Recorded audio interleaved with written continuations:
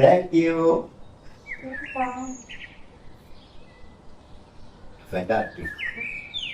ও তোমাকে আমি একটা কথা বলতে ভুলেই গেছি, মানে একটা জিনিস দেখানোর ব্যাপার। তোমাকে আমি বলেছিলাম অনেকদিন আগে থেকে বলে আসছি, ছেলের জন্য তো অনেক মেয়েই দেখেছো।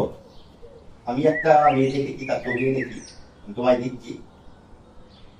এই ছবিটা তুমি তোমার ছেলেকে দেখাবে। সুন্দর, এবারে আমার পছন্দই হবে। তবে হ্যাঁ, ছেলেকে একটা সারপ্রাইজ দেব। ডেফিনেটলি।